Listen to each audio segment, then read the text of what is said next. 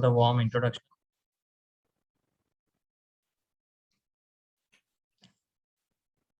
Very good evening, and thank you for giving a warm introduction.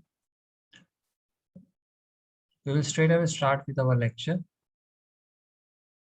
Today's lecture is very, very important as far as the ICU care is concerned, because now the ICU care has now moved one step ahead with the availability of functional echocardiography. And because of that, the level of care that we can provide to a patient in the ICU has a shorter duration of time in the ICU, and we have much better outcome. So we will start with the case scenarios, wherein we'll discuss various diseases, how can we proceed, what is the role of functional echocardiography in the ICU, and the scope of the lecture will be how can you define that what type of hemodynamic status the patient is having at this point of time, and how will you decide on various inotropes.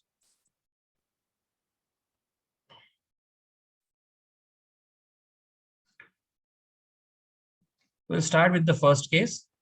We have a 3-month-old baby weighing 5.5 kg, had history of poor feeding, oliguria, feeble upper and lower limb pulses, cold extremities, facial puffiness.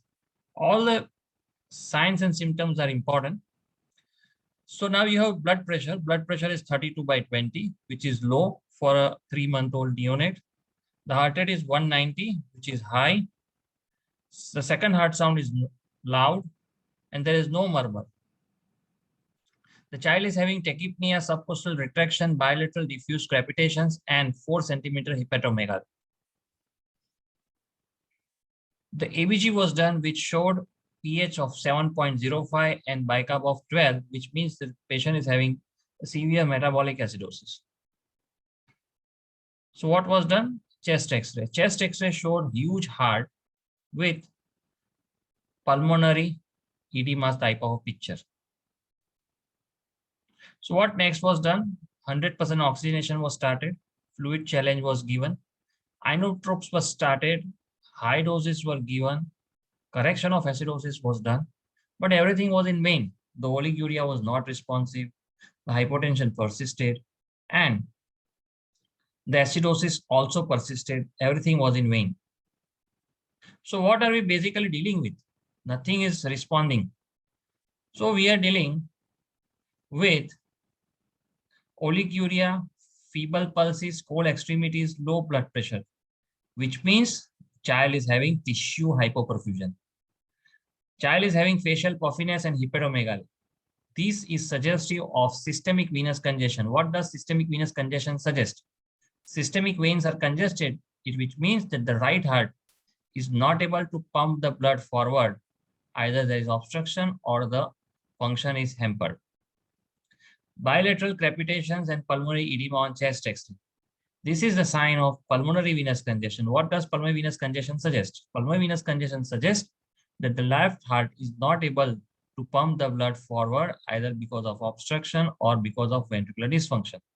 So we are basically dealing with a state of shock, and hence the BP is low. It's a decompensated shock. Since we have signs of systemic and pulmonary venous congestion and cardiomegaly on chest X-ray, it is more likely a cardiogenic shock. So what are we going to do? We are going to do echo. So on echo, what we are seeing that we have a left heart which is significantly dilated, globular, rounded, and it is not contracting well. It is severely hypokinetic. So when you have a dilated globular heart in a 3-month-old child, not taking feed and all signs of cardiac failure, ventricular dysfunction, unless proved otherwise, is more likely due to viral myocarditis. But it is very important for us to look for other cardiac lesions also, which can cause similar type of picture. In this particular case, it was ALCAPA, the anomalous origin of coronary artery from the pulmonary artery. What we can see over here, that this rounded structure is the aorta and the branching structure is the pulmonary artery. And this red flow is coming into the pulmonary artery, which means that the coronary artery is arising from the pulmonary artery. Because the deoxygenated blood flows into the pulmonary artery, it goes into the coronary circuit, and this deoxygenated blood supplying the myocardium will lead to dilated globular non-functioning left ventricle. And hence you will have a picture similar to that of myocarditis. So the treatment in this particular case, none of the inotrope is going to be helpful. So the treatment will be the surgical corrections. When the surgery is done, the child will improve and the ventricular dysfunction will improve over a period of 3 to 6 months and sometimes 1 year. Similar case 2, we have a 12-year-old boy had a history of fever for 7 days. Hemoglobin is 16 grams, low platelet count, respiratory distress, heart rate was 140 per minute, low volume pulse, cold extremities, and blood pressure of 85/64. So you have a hypotension, tachycardia, hemoconcentration, low platelet, more likely dengue. NS1 was done and it came out to be positive. So considering a dengue hypovolemic shock, IV fluids were started. But what happened? There was worsening of the respiratory distress after giving fluid, and child had to be mechanically ventilated, intubated, and there was no improvement in the blood pressure and the heart rate despite giving fluids.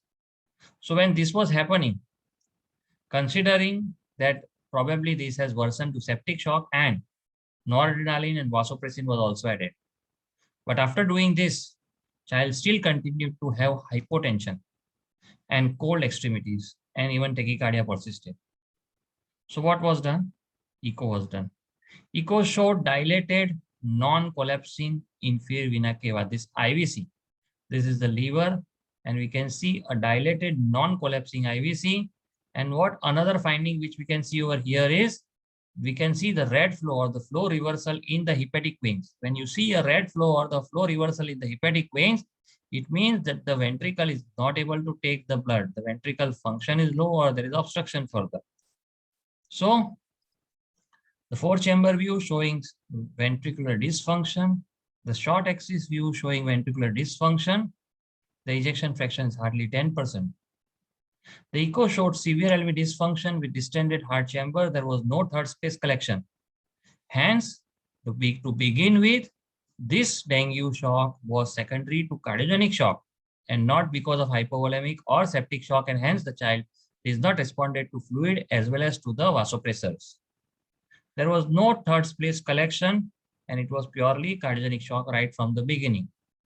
Adrenaline and milrinone were added and vasopressors were withdrawn. Child showed improvement, and later on when the blood pressure came up, the Lasix was also added and the child improved. Repeat echo was done, and repeat echo, what we can see over here, now the flow reversal has gone, which means that now we are in the correct direction. We can see only blue flow, the red flow, the flow reversal in the hepatic veins is now gone. And there is a marginal improvement in the cardiac contractility than the previous echo. The ejection fraction has increased up to 30%, has not yet increased to normal 65%, but we are in the correct line of management after doing echocardiography. But suppose now we have the same case history, but the echo findings are different. In this echo, what we can see that IVC is completely collapsed. We see bilateral effusion. The cardiac function is fine. There is tachycardia. The cardiac contractility is good on short axis view. On 4-chamber view also, the cardiac contractility is good. And on M mode also, the ejection fraction is good. So if this is the case, it is the hypovolemic shock which is responsible for the current scenario, and the fluid is the answer. Giving fluid will improve the patient. Coming to the third case, we have a 3-year-old child, 12 kg weight, presented with high-grade fever, vomiting, not taking feeds for 4 days. Altered sensorium. Heart rate is 170, blood pressure 68 by 28, decreased urine output, cold extremities. These all are decreased urine output is a sign of renal hypoperfusion. Cold extremities is a sign of skin hypoperfusion. You have tachycardia, low blood pressure, the child is in a state of shock. Altered sensorium means that the brain perfusion is also involved. So patient was mechanically ventilated. Boluses was given at 15 ml per kg. There was partial response to treatment, and hence, because there was partial response to the IV fluid, boluses were repeated up to 60 ml per kg. In view of persistent metabolic acidosis, despite giving significant amount of fluid and presence of hepatomegaly and persistent hypotension, there was need to add inotrope. Since there was hepatomegaly, there could be possibility of a cardiogenic shock, or since there is altered sensorium, child is not well, be septic shock. So dobutamine and noradrenaline both were added. Ideally should not be done, but we have a case scenario in which this was done. So we will analyze this later on. So dobutamine and noradrenaline was added. The heart rate came down to 150, blood pressure improved to 80 by 32. And what happened? The peripheries were bounding, pulses became felt. So with this inotrope, what happened? The cold peripheries became warm and the pulses are felt as bounding pulses. Echo was done. Echo showed normal cardiac function. So what is the role of dobutamine? Dobutamine was removed because the cardiac function is normal. The IVC is distended, but there is no flow reversal. The cardiac ejection fraction is normal.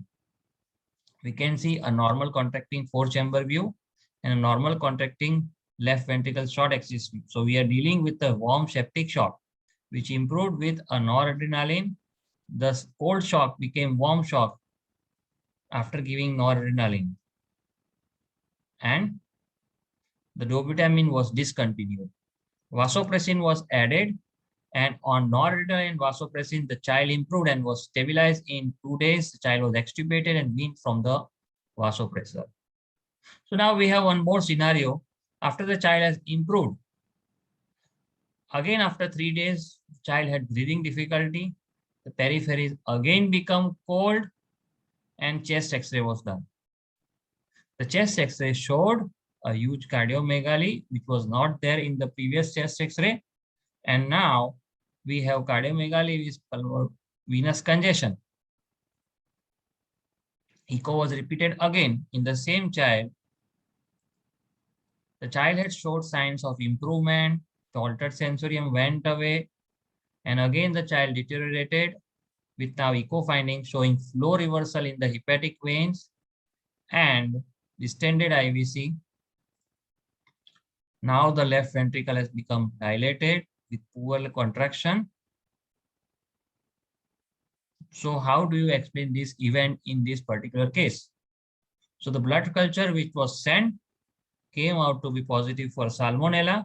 This child who had begin with had enteric fever with encephalitis with septic shock, which improved on vasopressors and antibiotic, but later on the enteric myocarditis happens to have happened and the myocardium was involved. So cardiac inotropes were started, steroids were given, and the child improved. Coming to the case 4, a 6-month-old child not taking feed, irritability, fully conscious, had heart rate of 200 per minute, in sinus rhythm, blood pressure 76 by 46, cold extremities, tender hepatomegaly, decreased urine output for last 2 days. X-ray showed cardiomegaly with pulmonary congestion. Boluses was given at 10 ml per kg. There was no response to the heart rate. So considering what? More likely, if the child is not responding to the bolus, it means that child is more likely to have cardiogenic shock. So the echo was done which showed flow reversal in the hepatic veins, dilated IVC. and the left ventricle is poorly contracting with ejection fraction of hardly 10 to 15%. The most important thing that we need to do is to rule out Al-Kappa and coarctation when you are suspecting a myocarditis, a dilated cardiomyopathy sort of a picture. Always rule out treatable cardiac conditions like Al-Kappa and coarctation of aorta. Here the arch is clean, there is no coarctation, and the coronary artery is arising from the aorta and not from the pulmonary artery. The child recovered on dopamine and Lasix. The pulse volume became good, therapeutic endpoints were reached. So now the child is better. Would you like to repeat the echo? The echo was repeated, and to our surprise, despite the child was clinically absolutely fine, there was no signs of congestive cardiac failure. The ejection fraction was still 24%, which means that the ejection fraction will take time to recover over a period of time, depending upon the etiology. Now, these are the few, we don't have case scenarios, but these are the images where we can see that the heart is dancing in the cavity of fluid. This is a clear fluid and the heart is dancing in the fluid. This is called pericardial effusion with a clear fluid around it. So what are the signs of cardiac tamponade? What are the signs of cardiac compression? So when the cardiac filling is poor, what you will see that the inferior vena cava is dilated and the mitral and the tricuspid inflow Doppler will show inspiratory and expiratory variation of more than 20%. If you have inspiratory and expiratory variation of more than 20% across the tricuspid and mitral inflow Doppler, it suggests that the child is having cardiac tamponade.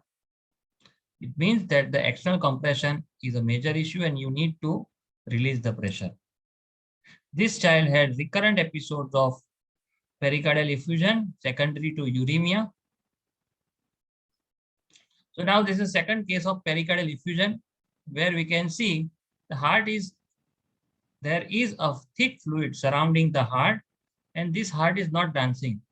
This heart is static, the contraction is good, but is not able to dilate well. Here we can see that it is contracting completely, the cavity becomes zero. But when it comes to relaxation, the cavity does not relax well. The fluid which is around the myocardium is a thick fluid and is not allowing the heart to dance. So this fluid is a pus or what we call it a pyopericardium. IVC is distended with flow reversal. There is some pericardial effusion, which also favors that there is cardiac tamponade. Now we have some few NICU case studies where that also helps us in further management plan. We have first NICU case. We have preterm child in the post-surfactant phase. The post-surfactant was already given to the child. The patient improved, the lung compliance improved on third day of life and was weaned from the ventilator. But on fifth day of life, the child had tachycardia and respiratory distress. So what could be the cause? All neonatologists will jump, oh, it's a PDA. Because of the PDA, the child is not feeling well. So echo was done. Echo showed that there is a PDA. So now what should be done? So we need to close the PDA at this point of time. So before closing the PDA, we need to do the Doppler of this PDA. This Doppler on the PDA showed bidirectional shunting of the PDA and not left to right. So when you have a bidirectional shunting across the PDA, it means that the child is not having hemodynamically significant PDA. It's a PPHN physiology because of which the child is symptomatic and not because of the hemodynamically significant PDA. So in this particular case, it is not the HSPDA, it is the PPHN which is responsible for the symptomatic status. But now, if we have this type of echo, there is a different patient, we see a continuous red flow and we see that there is a continuous upside Doppler, continuous Doppler data above the baseline. If we go to the previous, here we can see there is a significant red flow, but intermittently there is some blue flow also. Here there is no continuous flow above the baseline. We see intermittent blue flow below the baseline. So this is a PPHN PDA Doppler, and this is HSPDA Doppler.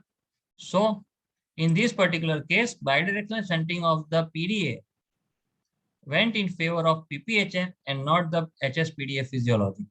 And then in this case, COX inhibitors were avoided, because if you give COX inhibitor like fipronil, indomethacin in these cases like PPHN, the RV becomes suicidal. The RV will fail because there will be no egress for the suprasystemic RV pressure. So the RV will fail. So COX inhibitors are contraindicated in PPHN physiology. So always do echo and confirm that this PDA is not a PPHN PDA. This PDA is a HSPDA PDA. Then only you can give indomethacin or fipronil. So we have a second case. This is a preterm already treated for a PDA, a 900 gram. Preterm developed respiratory distress and recurrent apnea on 10th day of life. This this preterm has already been treated for PDA, and on 10th day, the child developed respiratory distress. So what could be its etiology? The PDA might have opened up. That is the first thing that we think about. So we did the echo. On echo, there was no significant no significant cardiac dilatation. The PA pressures were a bit on a higher side. The tricuspid regurgitation jet was showing TR of 31. To our surprise, what we found that the left lung is completely collapsed. So, and the PDA was completely closed. There was no PDA, but the current symptomatic status was not because of PDA, was because of the left lung collapse. So echo showed high PA pressure with closed PDA and the collapsed left lung. So the condition was because of collapsed left lung, and hence indomethacin was avoided in this child also. So we have a third case where we have whiteout of the chest X-ray immediately at birth. We have an LSCS for fetal distress in a 32-weeker child.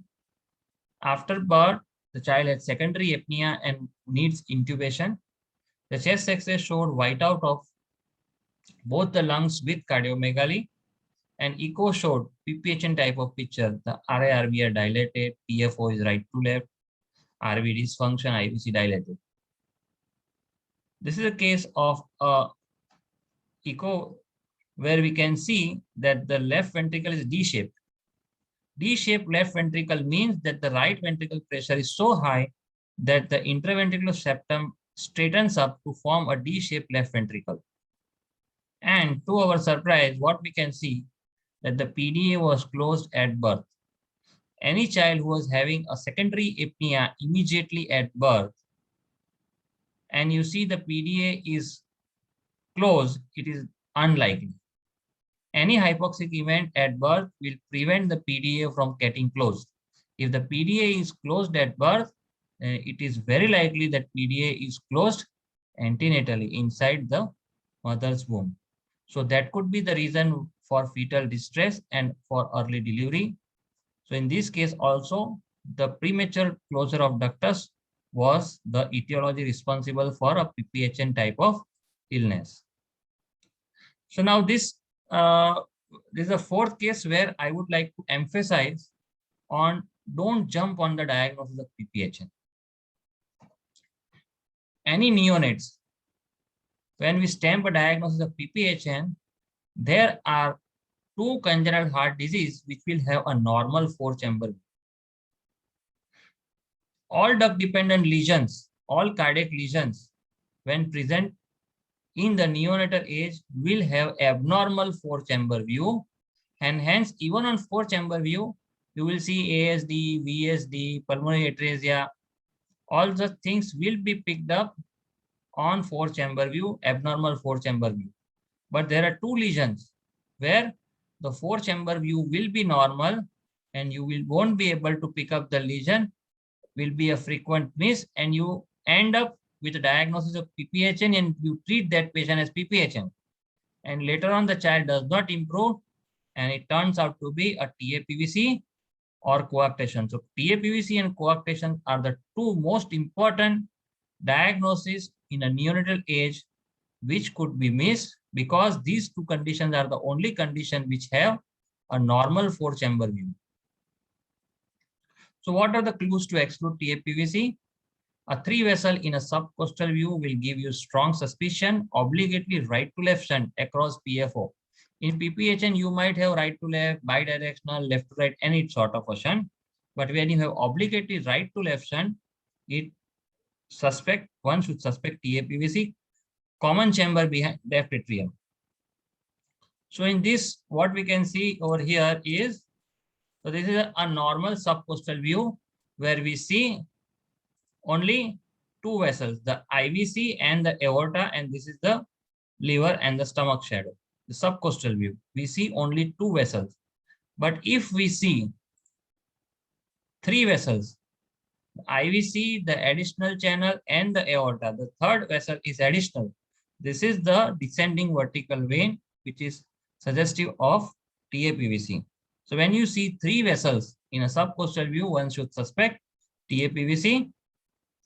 The common chamber behind the left atrium, not opening into the left atrium, and obligatory right to left shunt, the blue flow across the ASD, is suggestive of cardiac TAPVC in this particular case. Here also we can see the dilated coronary sinus is a cardiac TAPVC opening into the left side of the heart, and obligatory right to left shunt across the ASD. What are the clues to coarctation of aorta? Presence of biventricular dysfunction. In PPHN, you will have right ventricular dysfunction, but when you have biventricular dysfunction, presence of bicuspid aortic wall and bidirectional shunting, even with small PDA, one should suspect coarctation of aorta. So in this particular case, the ventricles are hardly contracting. There is tachycardia.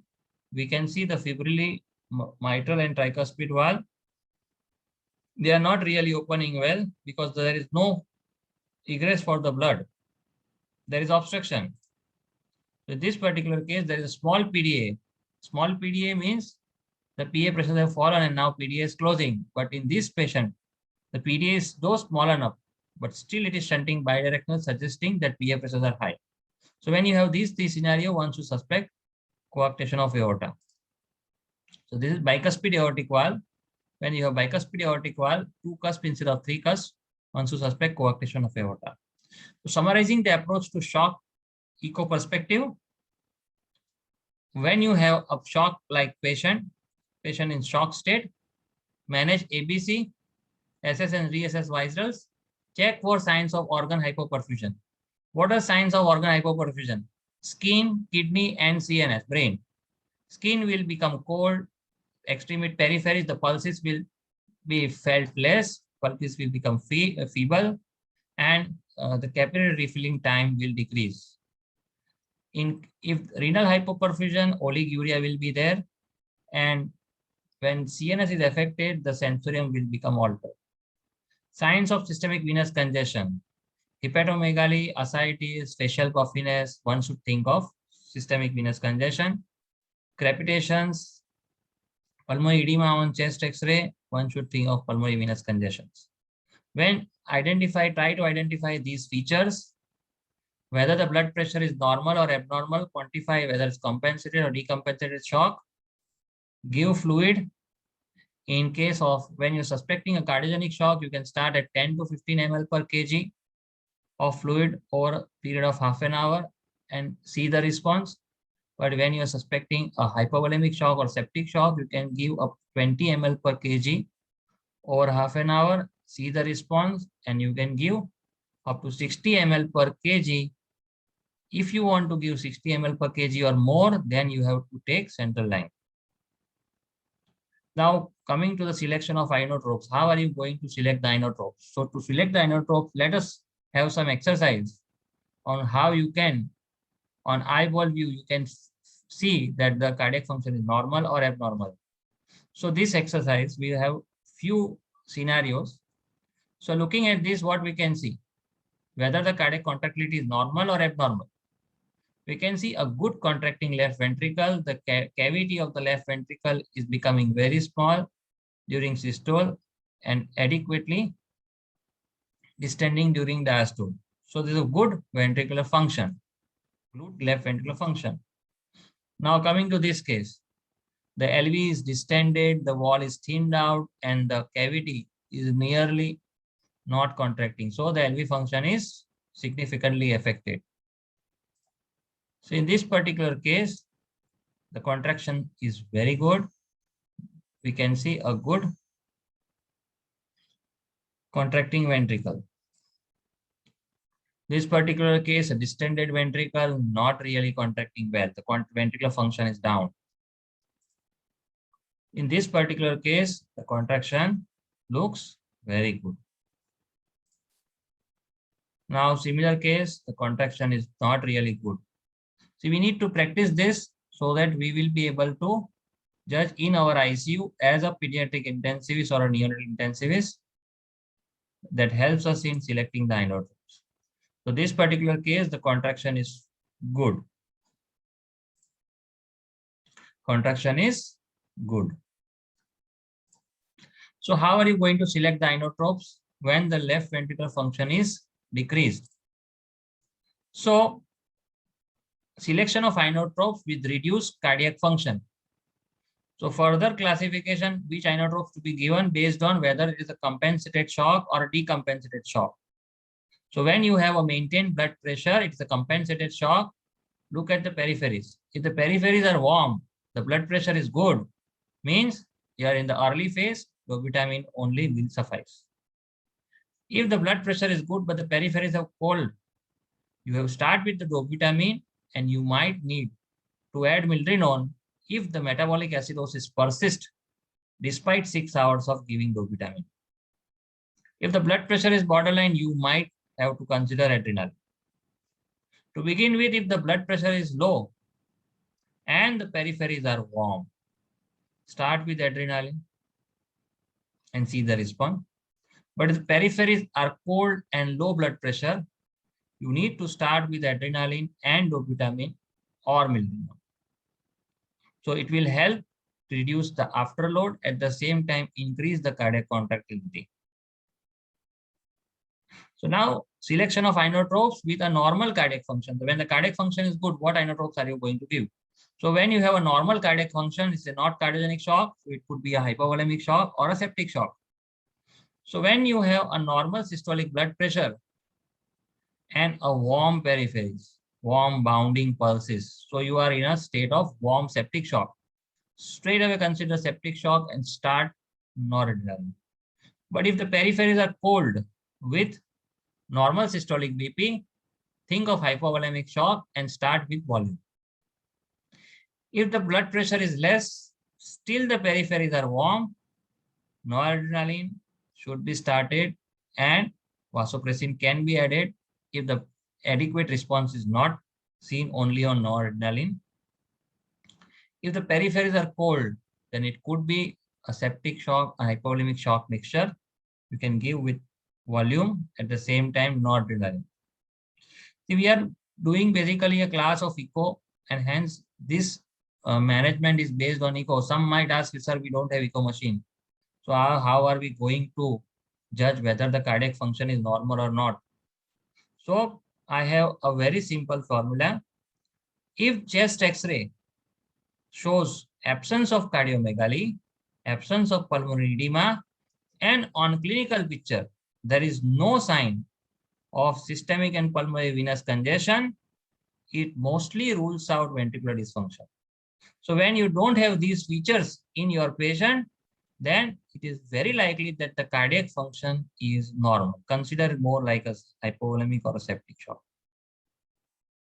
So the resident asked me very well, sir, when should we stop inotropes? When we have already started, the child is improving, but now, sir, when should we stop? The child is already on dopamine, adrenaline. When should we stop? So the answer is when your therapeutic endpoints are reached. Normalization of heart rate, normalization of sensorium, normal volume, pulse, capillary refill time normal, skin temperature becomes normal, urine output becomes normal, and there are no signs of systemic pulmonary congestion, you can stop inotropes. So the take-home message is there is a role of echocardiography in designing the fluids, whether there is a cardiogenic component of the shock, and also ruling out other cardiac anomalies which might need a surgical correction. Always rule out alkappa or coarctation of aorta before stamping any patient at dilated cardiomyopathy or myocarditis. When the child is hemodynamically unstable and you are treating a dengue shock, one should always review echo to rule out other components. Always rule out coarctation and PAPVC before making diagnosis of persistent pulmonary hypertension in newborn. PPHN is a diagnosis of exclusion and should be labeled when no cause is found. If PDA is closed right from day one of life with severe form of PPHN, one should think of premature closure of ductus. It is extremely underdiagnosed entity, and this entity carries very good prognosis. Always rule out primary PAH before planning indomethacin therapy in a symptomatic preterm for PDA. Thank you so much for listening and happy Chandi Padwa Day. This Chandi Padwa is celebrated as a important festival in our Surat city, where people sit together and eat this particular dish. There's a sweet dish called gari. Thank you so much. Welcoming the questions. Thank you very much, Dr. Sukharamwala, for taking us through very interesting cases. And it was really informative one, and you explained it very lucidly. And this ghari looks delicious, mouth-watering. I think we got a question from Dr. Dhaval Shah. How fast we should upgrade a dose of pressure support in case of non-response? When you start any inotropes, you need to optimize your ABC, airway, breathing, and circulation. Once you optimize your airway, breathing, and circulation, and you start a particular inotrope depending upon the clinical status of the child, you should at least wait for 6 hours for that particular inotrope to respond. If on that particular inotrope, your therapeutic endpoints have started reaching that 25%, 35% of the goal, then it means that your inotrope is working. Don't jump on another inotrope because this inotrope will be given for another 2 to 3 days and the child might improve.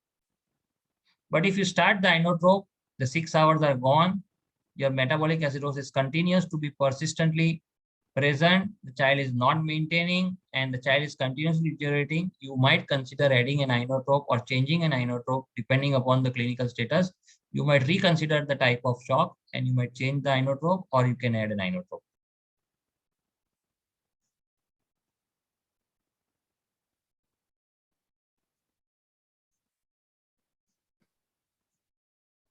Yes.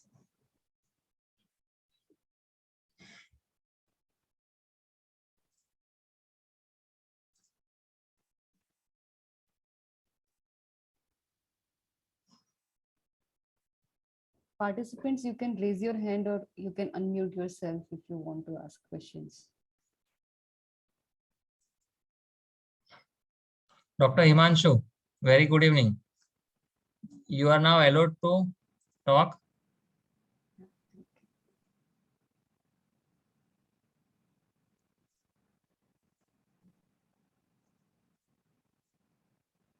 I think he is left. Okay.